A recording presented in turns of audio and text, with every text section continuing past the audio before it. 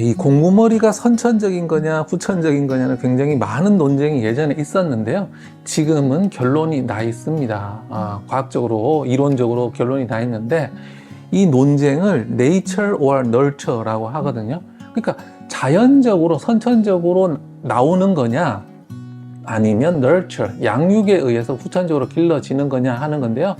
이게 사실은 두 가지 다가 영향을 미치는 거죠. 태어날 때 분명히 공부머리가 더 좋은 아이들은 있습니다. 그런데 이게 끝이 아니라는 거죠.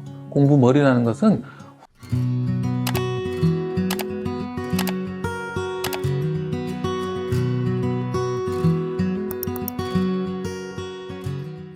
공부머리는 단순히 암기력이나 IQ와는 다른 개념이라고 하셨는데요. 작가님께서 정의하는 공부머리는 어떤 능력을 말하나요? 그리고 단순한 공부법에 따르면 성적이 좋은 아이라고 해서 꼭 공부머리가 좋은 것은 아니다 라고 하셨는데요. 공부 잘하는 아이와 공부머리가 좋은 아이는 어떻게 구분될 수 있을까요?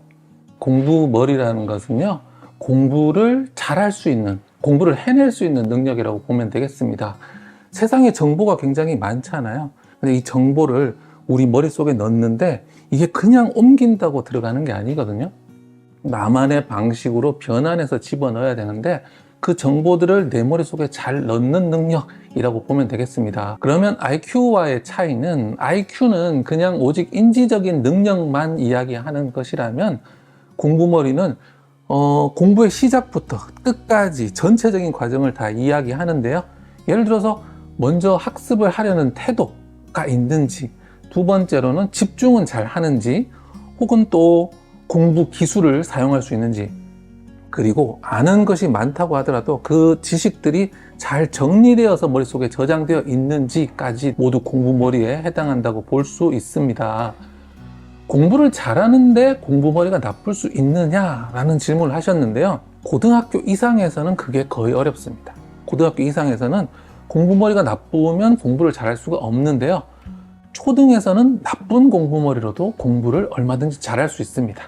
왜냐하면 초등에서 공부하는 내용이 많지가 않고 굉장히 쉽고 양이 적거든요. 그래서 나쁜 공부머리로도 그냥 열심히만 하면 됩니다. 엄마가 시켜서 많이 풀고 학원 많이 다니고 억지로 외우면 그걸 넣는 게 가능하거든요, 머릿속에. 그래서 나쁜 공부머리로도 성적을 얻는 아이들이 있는데, 문제가 학년이 올라간 이후죠. 중고등학교에서는 학습 내용이 많고 어려워서 이 공부머리가 나쁘면 더 이상 지식이 머릿속에 잘 들어가지 않거든요. 그렇게 해서 초등에서는 공부머리가 나빠도 잘할 수 있지만, 중고등에서는 그게 어렵기 때문에 초등 때 공부머리를 기르는 방식으로 공부해야 된다, 그런 이야기입니다. 부모들은 종종 우리 아이는 공부머리가 없다라고 단정짓곤 합니다. 작가님은 공부머리가 선천적이라고 보시나요? 아니면 후천적으로 길러질 수 있다고 보시나요? 이 공부머리가 선천적인 거냐 후천적인 거냐는 굉장히 많은 논쟁이 예전에 있었는데요.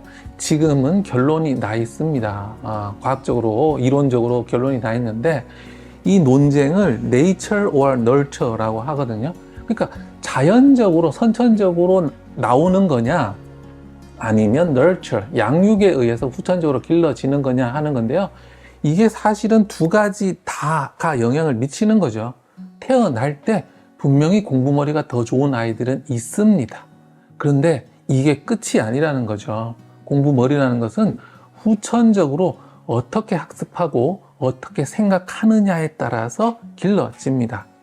여러 가지 연구 결과들도 있는데요. 재밌는 연구가 뭐냐면, 일란성 쌍둥이들이 서로 다른 집안으로 입양된 케이스들이 있습니다. 그러면 일란성 쌍둥이이기 때문에 IQ가 타고나기는 똑같죠. 그런데 이 서로 다른 집안에 입양된 다음에 IQ가 굉장히 많이 차이가 납니다. 그래서 여러 연구에 따라서 그 점수값이 다른데 평균적으로 15점, 16점, 17점이 변한다고 되어 있거든요. 그런데 IQ에서 이 15점, 16점, 17점 굉장히 큰 점수입니다. 게다가 이게 평균이다 보니까 많이 변한 아이들은 20몇 점씩 변했겠죠. 그렇다면 이것은 선천적인 타고난 IQ, 공부머리를 훨씬 뛰어넘을 수 있는 겁니다. 우리가 태어날 때 우량아도 있고 미숙아도 있지만, 태어날 때 우량아라고 해서 영혼이 큰 건 아니죠. 태어난 다음에 식사를 잘 못한다거나 양육을 잘 받지 못한다면 그렇게 커질 수 없을 텐데요. 이것처럼 결국에는 선천적인 값을 뛰어넘을 수 있는 후천적인 요인이 있다라는 것 꼭 알아두셔야 하겠습니다. 부모들이 공부머리에 대해 흔히 하는 오해나 편견이 있다면 어떤 것들이 있을까요? 부모님들이 많이 생각하는 게 지식이 많은 것이 제일 중요하다, 전부다라고 생각을 하는 것 같아요. 그래서 많이 알고 있는 게 공부머리가 좋은 거고 그게 가장 중요하다고 생각을 하는데요. 공부머리는 크게 두 가지 측면이 있습니다. 많이 아는 것도 하나 있는데요. 또 하나는 빠르게 사고할 수 있는 거예요. 예를 들어서 우리 핸드폰을 보면 저장을 많이 할 수 있는 기능이 있고 동영상이라든지 어려운 작업을 빨리 할 수 있는 핸드폰이 있잖아요. 이게 기능이 서로 다른 거거든요. 그래서 많이 저장할 수 있는 것과 빠르게 처리할 수 있는 게 있는데 공부머리가 좋다는 건 이 두 가지를 모두 이야기하는 거죠. 그래서 사고력이 좋아서 많은 정보들을 빠르게 처리할 수 있는 것, 이것이 공부머리의 하나고요. 두 번째는 많이 아는 것인데 요게 또 부모님의 생각들과 많이 다른 게 많이 아는 것이 어떻게 저장하느냐가 중요합니다. 부모님 입장에서는 그냥 짐을 쌓듯이 이렇게 쌓아가서 많이 아는 거라고 생각을 할 수 있는데요. 사실 우리 인간의 뇌는 그렇게 정보를 저장하지 않거든요. 그래서 정보와 정보를 서로 연결해서 저장하기 때문에 이 많이 아는 것을 넘어서 그 아는 것들을 얼마나 연결성 있게 이해하고 있느냐, 이것이 매우 중요합니다. 그래서 많이 알면서 빠르게 사고할 수 있는 것, 이것이 진짜 공부머리라고 할 수 있습니다. 20년 넘게 아이들을 가르쳐 오시면서 공부머리의 차이를 극명하게 느끼신 사례가 있을까요? 시간이 지나면서 그 차이가 벌어지거나 좁혀지는 과정을 보신 적이 있다면 함께 말씀해 주시면 좋을 것 같습니다. 5학년 과학 시간에요. 증발에 대한 이야기들을 배우고 있었어요. 물이 마르는 거, 습도 이야기를 하다가 증발이 나왔는데, 그래서 증발이 우리 생활 속에서 증발이 되는 사례가 뭐가 있니? 이렇게 물으면서 아이들에게 좀 써보라고 했습니다. 그러면서 다녔는데 어떤 학생은 그거를 이렇게 하나도 쓰지 못하는 거예요. 물이 마르는 게 뭐가 있지? 하나도 쓰지 못하는데 다른 학생 같은 경우에는 거기 굉장히 많은 걸 쓰더라고요. 예를 들어서 신발을 빨았는데 신발이 마른다. 그리고 과일을 까놨더니 건조해지더라. 그런 식으로 굉장히 다양한 사례들을 이야기하는 이렇게 두 경우를 볼 수 있었는데요.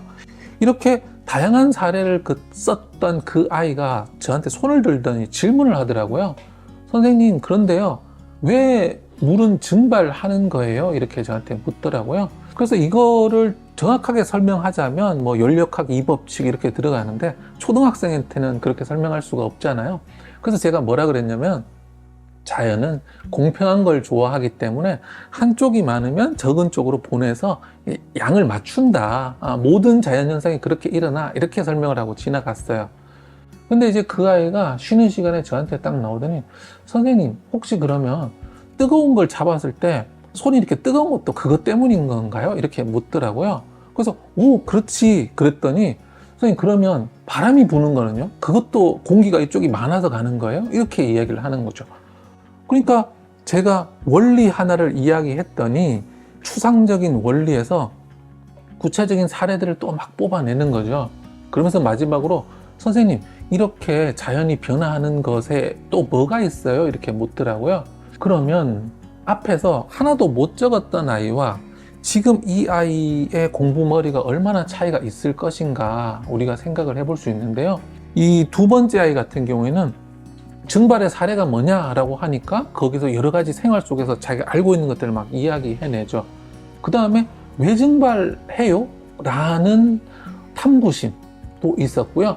그 다음에 제가 자연은 공평해서 양을 한쪽이 많으면 한쪽이 적은 쪽으로 준다라는 그 얘기를 추상적인 설명을 듣고 그 원리에서 여러 가지 또 실제적인 사례들을 막 발견을 해내는 겁니다. 그리고 마지막으로 저한테 선생님, 그리고 또 뭐 있어요? 이렇게 묻잖아요. 그러니까 제가 말씀드리고 싶은 것은 하나도 모르는 아이와 이 아이가 지식을 많이 알다 모른다의 차원이 아니라 지식을 어떤 식으로 접근하느냐. 이 아이는 아무것도 꺼내지 못하는데 이 아이는 꺼내고 탐구심도 있고 여러 가지 사례도 찾아내고 자기가 머리를 계속해서 머리가 돌아가잖아요. 그래서 이런 차이들이 있다라는 겁니다. 제자 중에 한 명이 제 유튜브에 제가 이제 퇴직한다라는 영상을 올렸더니 선생님한테 수업을 20살까지 계속 들었다면 제가 얼마나 변했을지 상상이 안 갑니다. 이런 댓글을 달았어요.